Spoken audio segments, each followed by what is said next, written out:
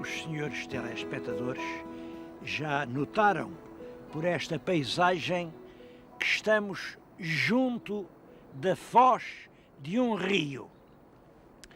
Bom, neste caso não é um grande rio português. Aliás, é muito curioso pensar na importância que os rios tiveram no estabelecimento da civilização em Portugal. O rio é uma estrada do mar para a terra e quase sempre à foz, depois ao cimo da longa estrada, aparecem cidades antiquíssimas. Há até uma coisa engraçada, reparem nisto. O maior rio português, que é o Tejo, tem junto da foz a maior cidade portuguesa, que é Lisboa.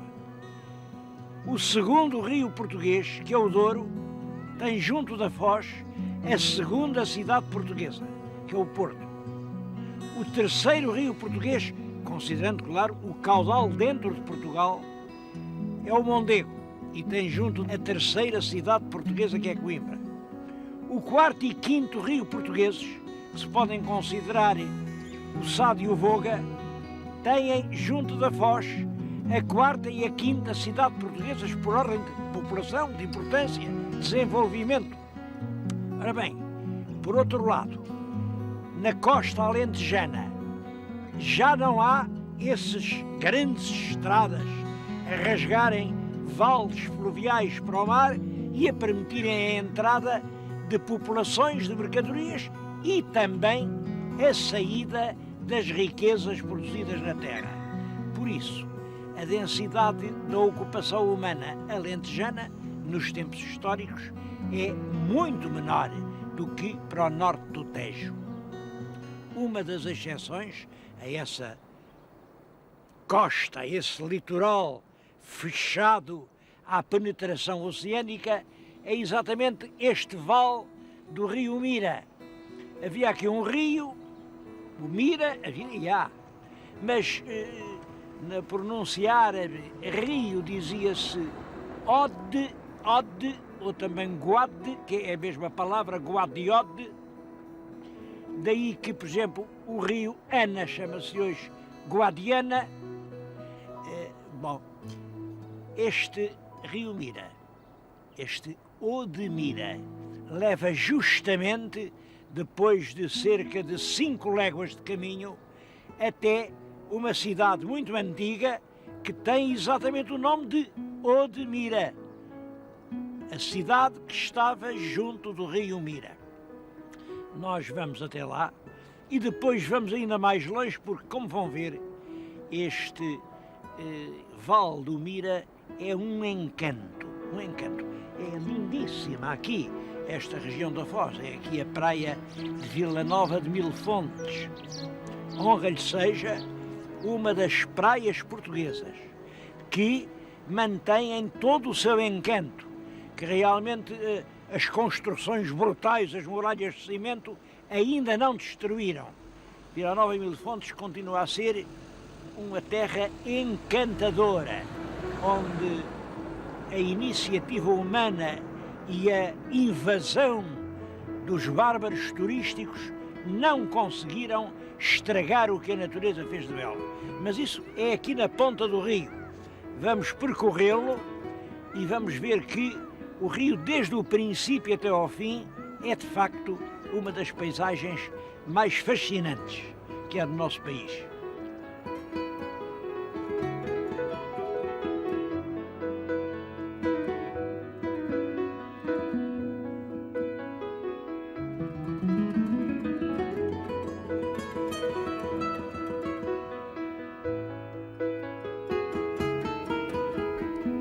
Estamos em frente de Odemira. Se o meu telespectador reparar, vê na sua frente um grande edifício que está ainda em construção. É a nova biblioteca. Ora bem, chama a atenção para ela, porque ela está a ser construída precisamente sobre o morro onde ficava o castelo de Odemira. Esse castelo é um castelo medieval já por sua vez tinha sido uma fortificação há muito, muito tempo. Nas escavações que fizeram agora, encontraram-se vestígios de ocupação no bronze final. Não há dúvida de que os fenícios passaram por ali. E é claro, tudo isso é civilização que sobe pelo rio.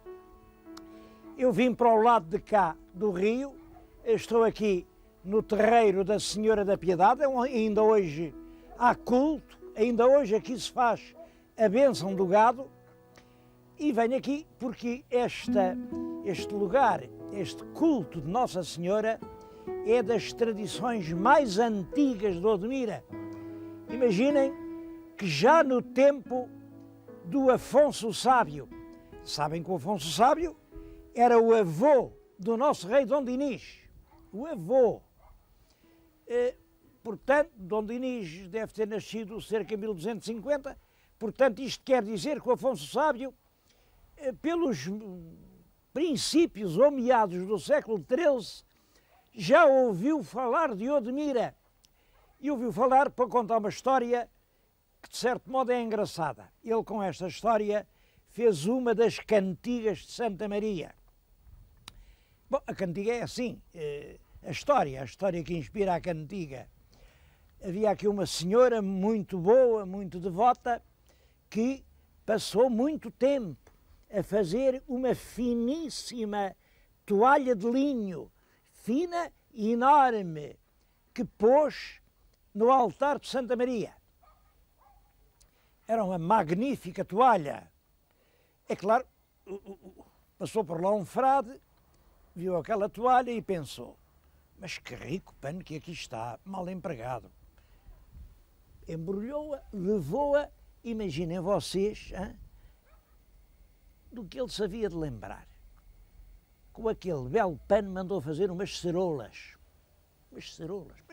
Claro, foi castigado. Ficou tolhido, completamente tolhido da cintura para baixo. Da cintura para baixo, nada. Bom, o que é curioso é o fim da história.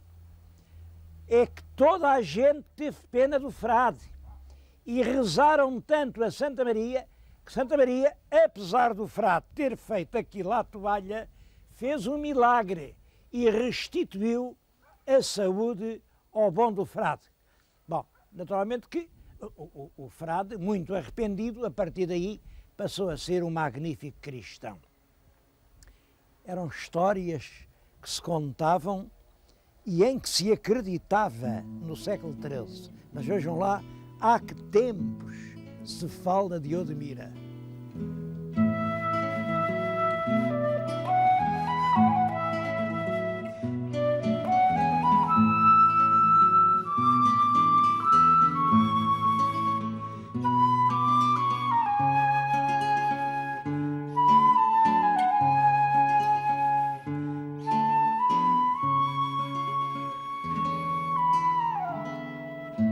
Mas o rio Mira não acaba em Odmira.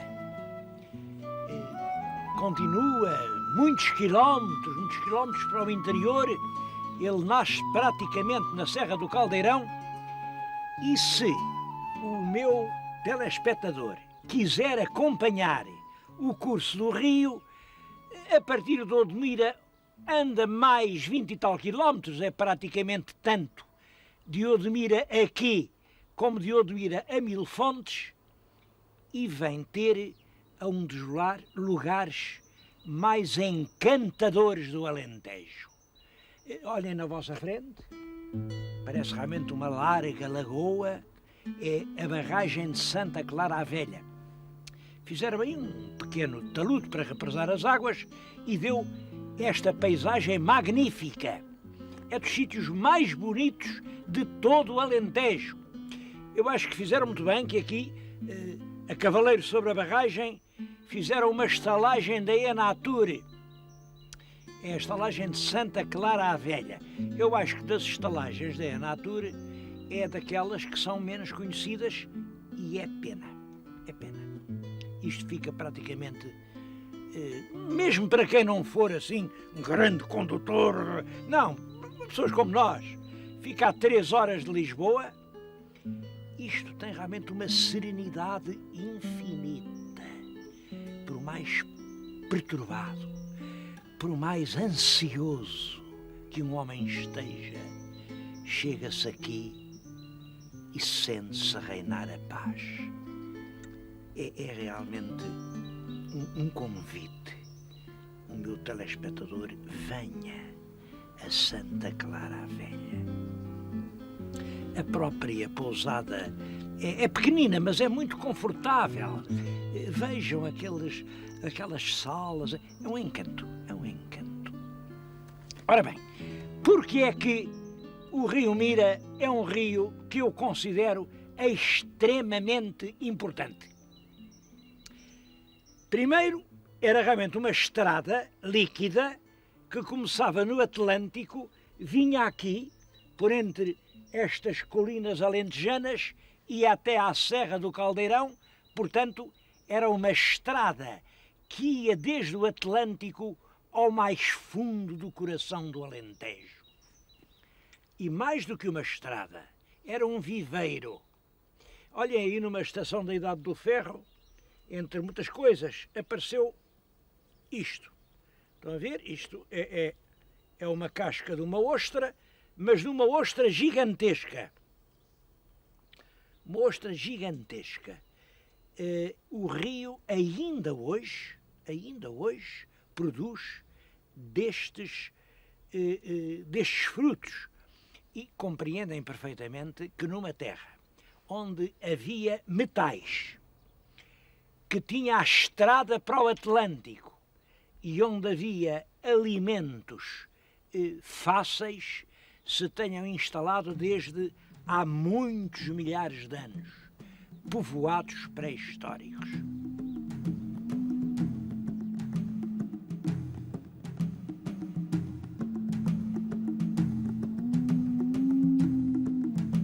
Apesar disso, esta região nunca foi sistematicamente explorada. São raros os trabalhos arqueológicos. Estou justamente a falar-lhes junto de uma dessas exceções. Esta é a necrópole do Pardieiro. Fica em São Martinho das Amoreiras, a alguns quilómetros de Odmira. Descobriu-se por acaso, viu-se que havia aqui uma grande pedra que tinha qualquer coisa gravada, tirou-se a pedra e por baixo estava uma sepultura. É aquela grande sepultura aberta mesmo na rocha. Depois viu-se à volta e tudo isto, todo este morro, estava juncado de sepulturas. O que é curioso é que dentro daquela sepultura maior apareceram contas de ouro, apareceu uma faca de ferro, portanto a necrópole já é da Idade do Ferro, apareceu mesmo um pingente que veio do Oriente, talvez do Egito. Vejam, do Egito. E tudo isto, pensa-se, uns 700 anos antes da era cristã. Portanto, há 2700 anos. Estou convencido que, além deste morro, naquilo, em toda esta volta, em toda esta região de Rio Mira, vão aparecer tesouros que revelam o nosso passado. Felizmente, agora, a Câmara, num acordo com o IPAAR, iniciou os trabalhos para o estudo dos povoados deste Vale do Rio Mira. Outro exemplo. Há umas semanas estavam a colocar aqui as estacas para a vedação elétrica para o gado. Bom, e por baixo soava a oco. Arrancaram umas pedras e apareceu esta galeria. Esta galeria foi realmente talhada na rocha, leva a um corredor que quer aquilo dizer. De que época é? Eu não sei. Por enquanto ainda ninguém sabe, porque ainda está por estudar. Estamos à espera que venham especialistas do IPAR, que aliás já foram chamados.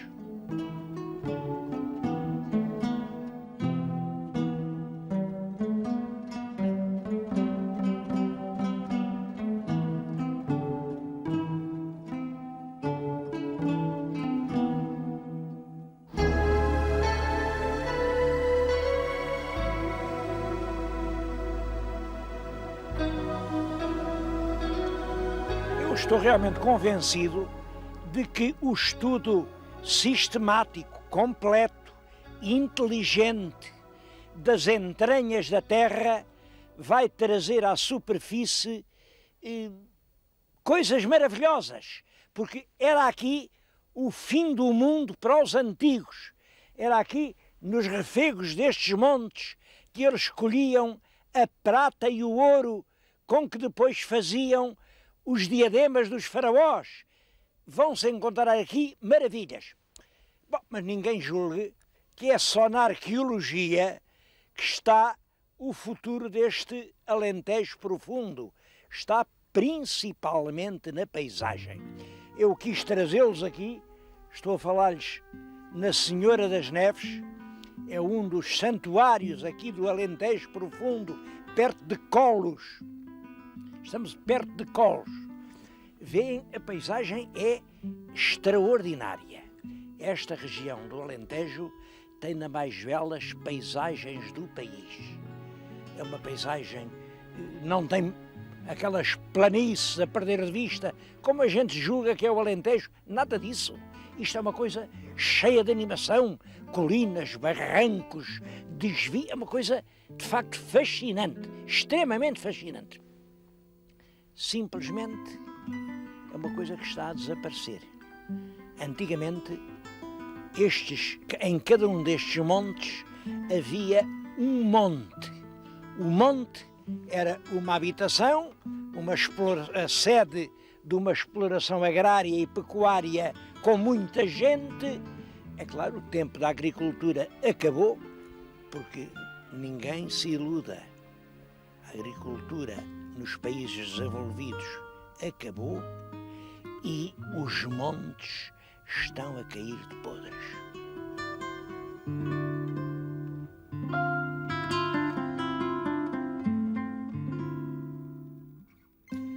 Eu estou diante de um monte abandonado. Tem um nome curioso, o Monte Queimado. Bom, ele agora não tem nenhum vestígios de incêndio. Quer dizer, este monte foi queimado há tanto tempo que já se ninguém lembra. Agora ninguém o queimou, mas agora é que ele vai desaparecer de vez. Há em todo o Alentejo milhares de montes. O monte era a forma tradicional da exploração agrícola alentejana. Por detrás do monte estão as explorações islâmicas, por detrás delas, quem sabe se as vilas romanas.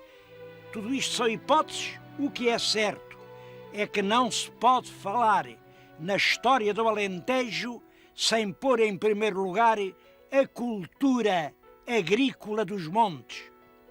Por este caminho, daqui a 100 anos, não está um monte de pé. Vai acontecer como aconteceu aos pelourinhos. Como sabem, partiram os pelourinhos todos. Todos.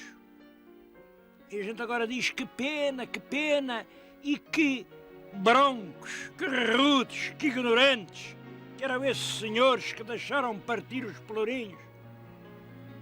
Oxalá que daqui a 100 anos não digam que broncos, que rudes, que ignorantes eram esses sujeitos que deixaram desaparecer os montes do Alentejo. Oxalá que o não digam, porque esses sujeitos somos nós.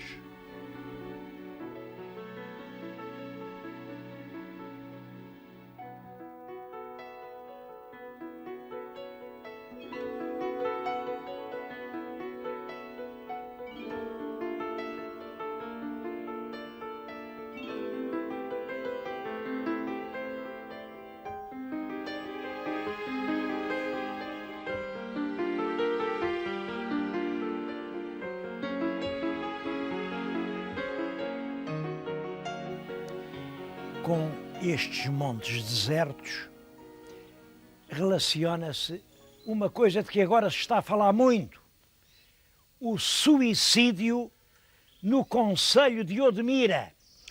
Eu tenho lido nos jornais, na informação, coisas absolutamente alarmantes. Imaginem que em Odmira há a taxa de suicídios mais alta do Alentejo, não só, mais alta de Portugal e não basta, mais alta de todo o mundo. Bom, a gente, vim cá, vim aflita, está toda a gente a matar-se, o que é que se passa? Vim cá, cheguei a Odmira, ninguém se tinha matado. Que história é essa? Não é bem Odmira, não é bem Odmira, é uma aldeiazinha. Eu vim aqui à aldeia, estou agora aqui. É na aldeia de Saboia. Vêem estas ruas brancas, esta alegria. Bom, aqui é que, segundo as tais notícias, é a capital do suicídio mundial. Bom, isto dá para pensar realmente no sensacionalismo com que se fazem as notícias. Eu interpelei ali um grupo de moradores que passavam, estão além, perguntei-lhes, digam-me lá, o ano passado, quantas pessoas se mataram aqui em Saboia? E eles disseram nenhuma. Nenhuma, olha, nenhuma. Claro, nos anos anteriores, tenho aqui a estatística, pessoas abandonadas, sobretudo. Tenho aqui o último ano com mortos, parece que é 96, mataram-se 2.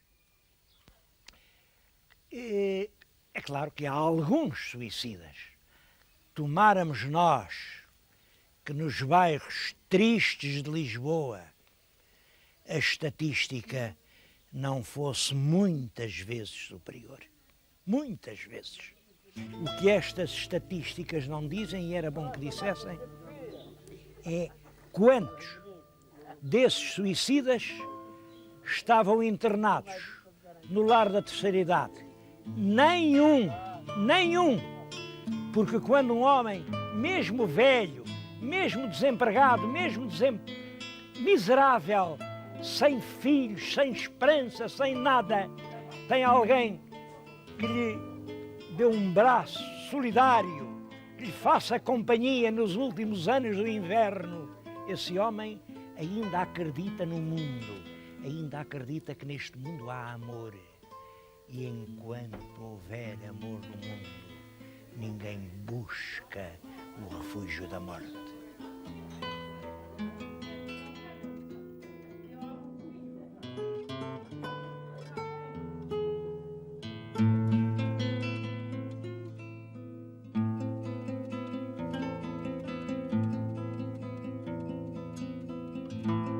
Veio aqui uma bela igreja, uma igreja gótica. Estou em Coles e sobre Coles queria-lhes contar uma história.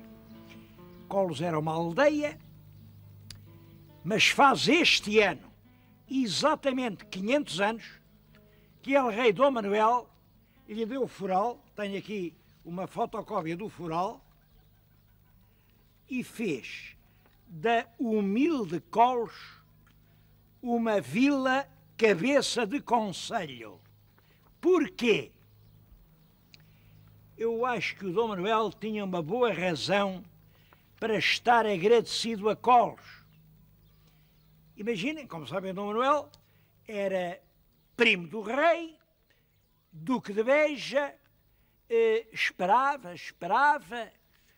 O rei era o Dom João II e o rei tinha ido a Alvor. Estava em Alvor, no Algarve, e a certa altura sente-se muito mal, sente-se morrer, e manda chamar o seu real primo.